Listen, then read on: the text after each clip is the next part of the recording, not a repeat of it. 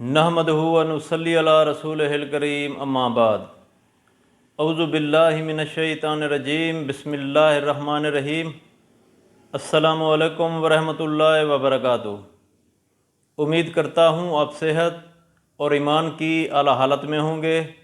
اللہ تبارک و تعالیٰ آپ کو اور آپ کے اہل خانہ کو ہمیشہ ہنستا مسکراتا رکھے۔ آج ہم بات کریں گے کہ خواب میں کسی کو تھپڑ مارنا کیسا ہے۔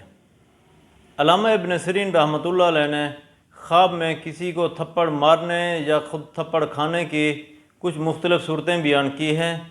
ہر صورت کی الگ الگ تعبیر بیان کی ہے۔ مثلا خواب میں کسی کو تھپڑ مارنا، خواب میں کسی سے تھپڑ کھانا، خواب میں اپنے آپ کو تھپڑ مارنا یا خواب میں اپنی بیوی کو تھپڑ مارنا۔ اگر آپ ان صورتوں کی تعبیر جاننا چاہتے ہیں یا ان سے ملتی جلتی کسی اور صورت کی تعبیر جاننا چاہتے ہیں تو اس ویڈیو کو آخر تک ضرور دیکھیں۔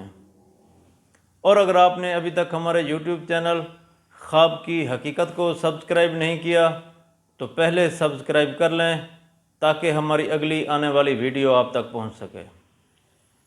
علامہ ابن سیرین رحمۃ اللہ علیہ نے فرمایا ہے کہ اگر کوئی شخص خواب میں دیکھے کہ اس نے کسی کو تھپڑ مارا ہے، خواہ وہ مرد ہو یا عورت ہو، جس شخص کو تھپڑ مارا جا رہا ہے یہ اس شخص کو غفلت سے جگانے سے تعبیر ہے، یعنی اس شخص کو اس کے اعمال سے خبردار کرنا ہے۔ اگر کوئی عورت خواب میں دیکھے کہ وہ اپنے منہ پر تھپڑ مارتی ہے تو یہ خواب اس عورت کے لیے اولاد سے نا امید ہونے کے بعد بیٹا پیدا ہونے کی بشارت ہے۔ اگر کوئی شخص خواب میں دیکھے کہ اس نے کسی کو بلا وجہ تھپڑ مارا ہے تو دلیل ہے یہ خواب صاحب خواب کے لیے کسی پر ظلم کرنے سے تعبیر ہے۔